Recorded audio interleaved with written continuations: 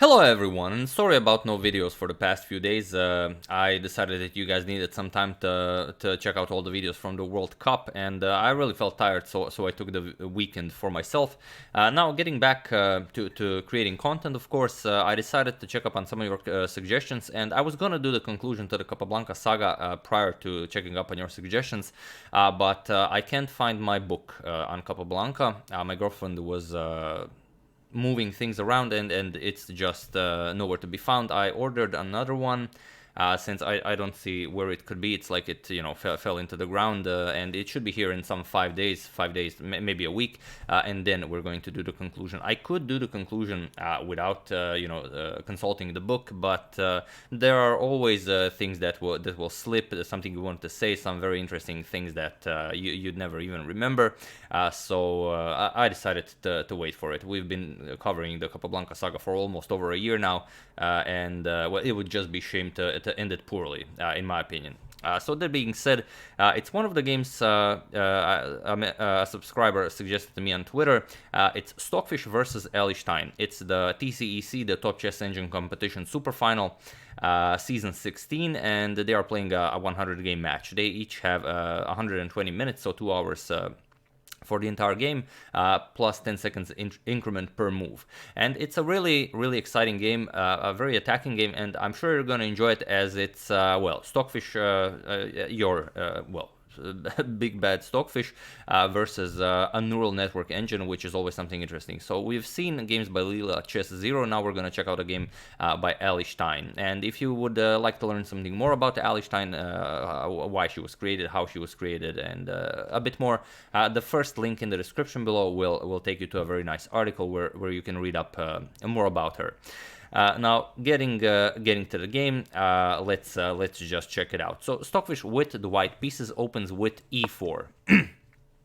We have c5, the Sicilian defense by Allie Stein, knight to f3 with e6, and d4, opening up the position.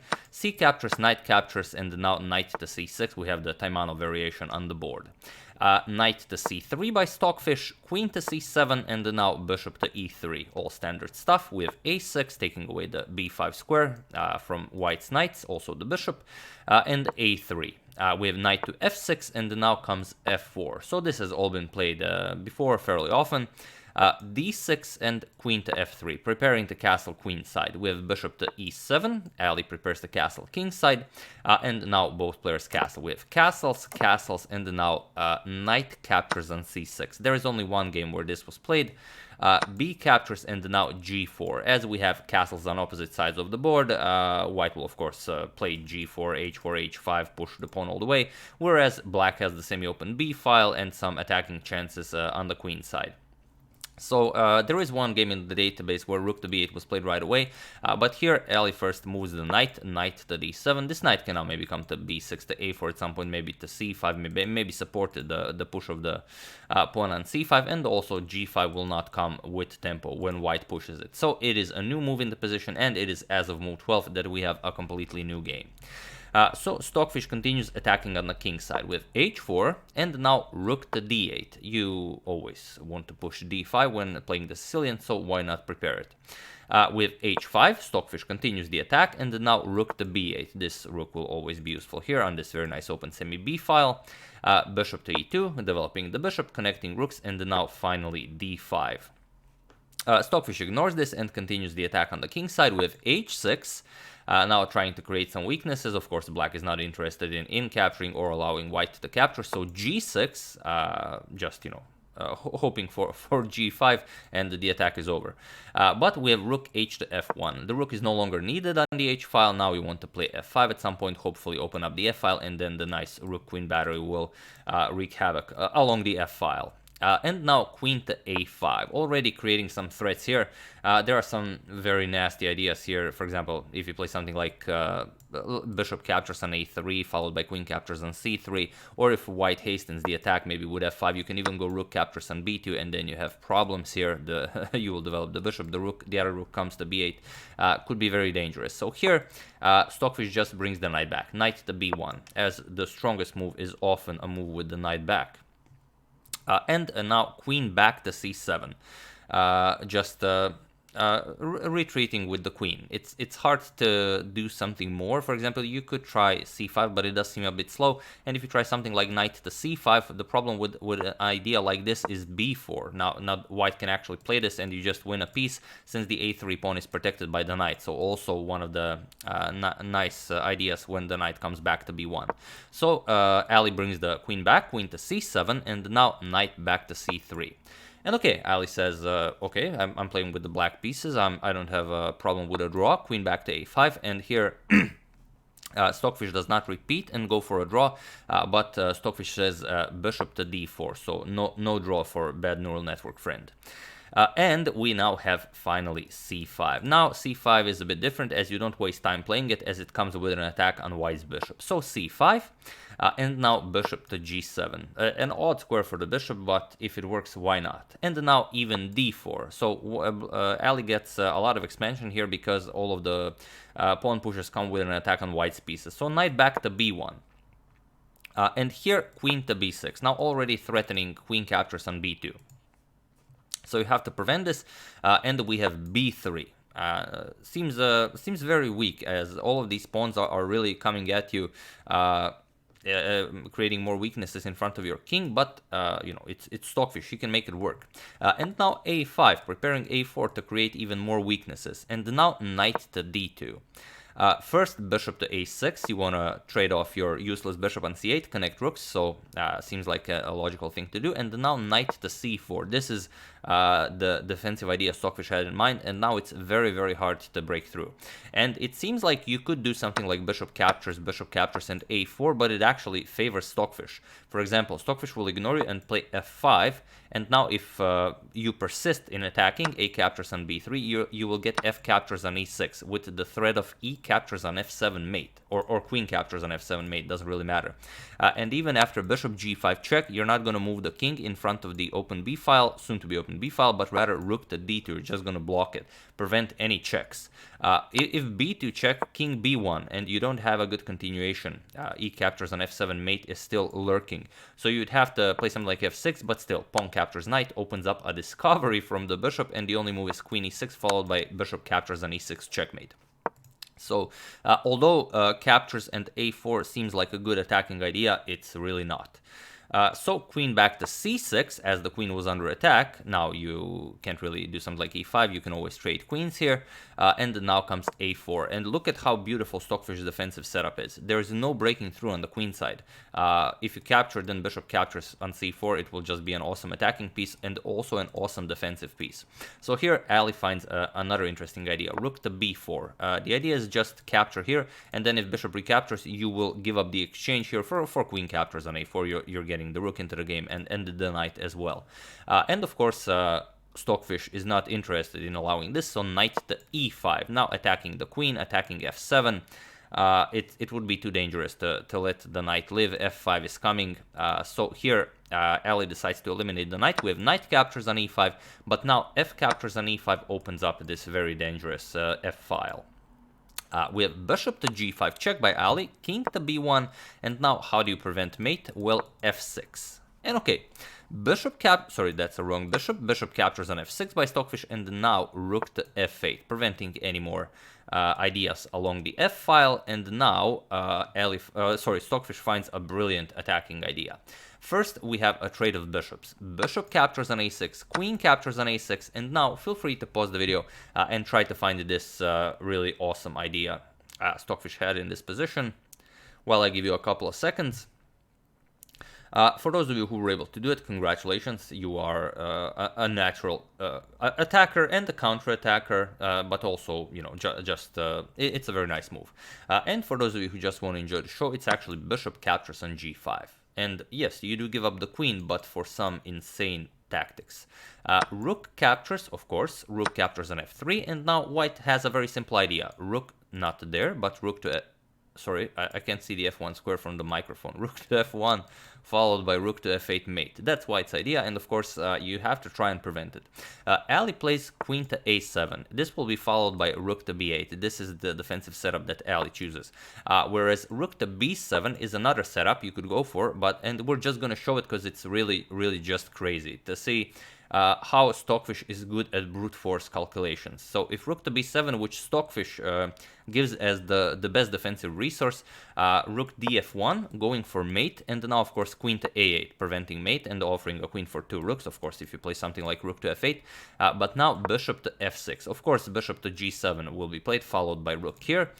We have rook to f7 and now bishop to g7. So now the threat is just capture here, and rook to f8 will be mate. So the idea is not capturing the rook, but actually capturing on g7. We have h captures on g7 and now queen captures on e4. This is the defensive idea that Stockfish suggests. Now that rook to f8 check can be met with king captures on g7, and you have an escape route for your king.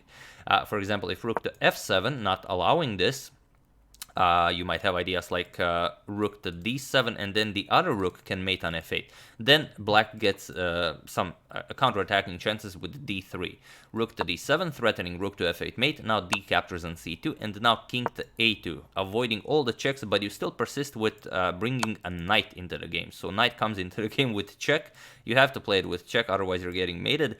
Rook captures on c1, and now queen to g2 check.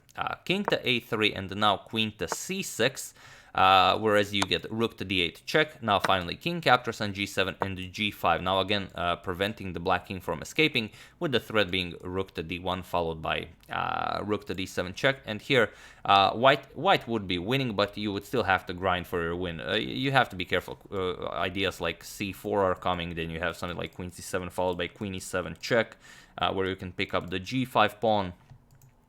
It's a really complicated position, but it just shows you how good Stockfish is at brute force calculations. So here, Allie doesn't go for rook to b7, the line that Stockfish recommends, but rather goes for queen to a7 followed by rook to b8. And it's a different line, but also a very, very enjoyable one. So rook d to f1, threatening mate in 1, and now rook to b8, preventing this. With bishop to f6, the idea is similar as in the line we've shown. And now g5, not allowing white to push g5, so maybe you can just get this in and get rid of the h6 pawn. But bishop to g7, of course, and now queen to a8, so preventing rook to f8, which would again be mate. If you don't prevent it, you're going to give check. After black captures, the other rook will deliver mate on f8. So here, queen to a8, and now how do you win this with white? It's very interesting and very educational.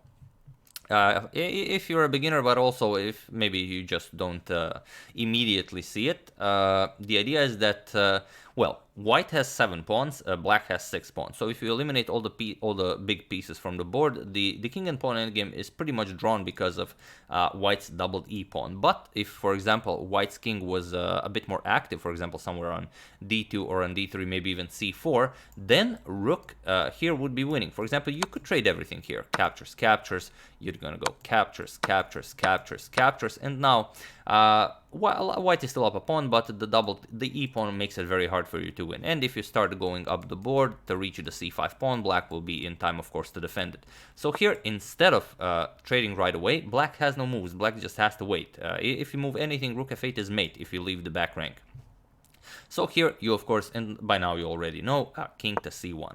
It's a very, it's a winning move because you just have to start bringing your king, and once the king is a bit more active, then you trade everything off, and the white king is much closer to the pawn than the black king. So here we have rook to e8, a waiting move by Allie, and now king to d2. And now if you don't do anything, you just repeat moves, then rook to f8 will be winning. For example, we're just going to show it. Captures, captures, captures, captures, captures, and now king d3 wins the game. King e7, king c4, and you don't have the d6 square to guard the c5 pawn. White will just capture it, capture the d4 pawn, and it's game over. So here Allie tried one last idea, c4, creating some chances here, but b captures on c4. Stockfish doesn't mind. He says, okay, thank you for the passed pawn. We have queen to d8 now. Now there are two double pawns here, so it will be much easier for black to defend if white just goes for rook to f8.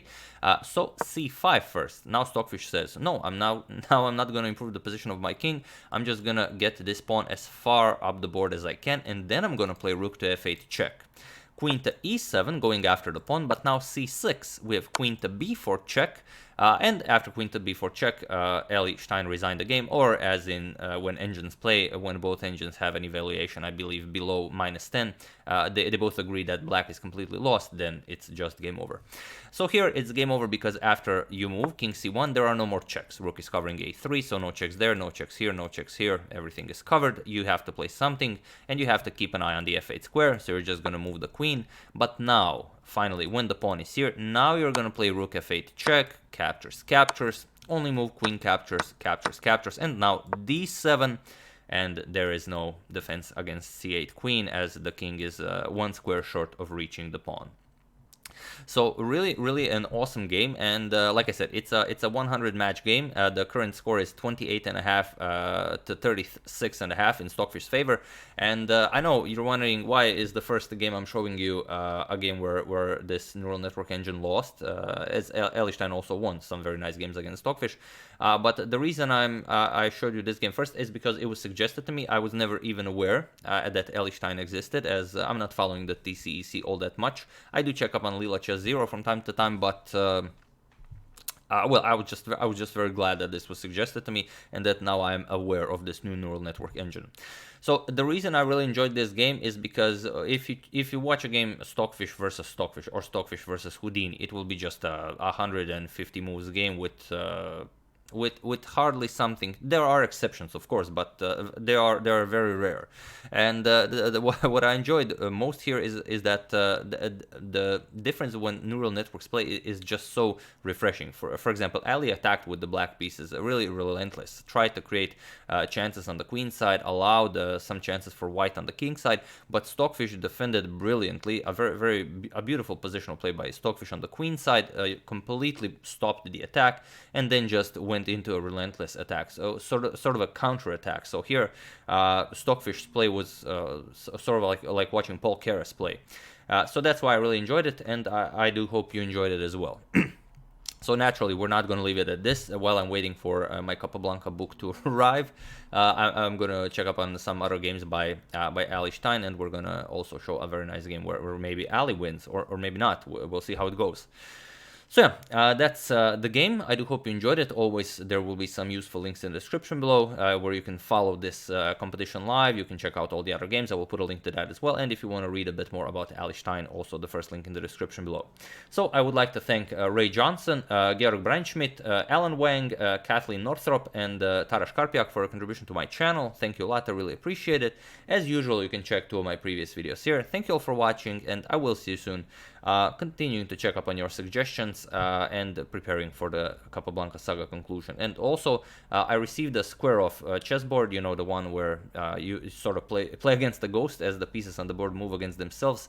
The makers of the board sent it to me if I wanted to make a review video. So currently I'm reviewing the board, and I'm gonna make a nice review video for you, so you guys can decide if you enjoy it or not. It's not sponsored, so you know, everything I say in it will be my own opinion. So I do hope you will enjoy that as well.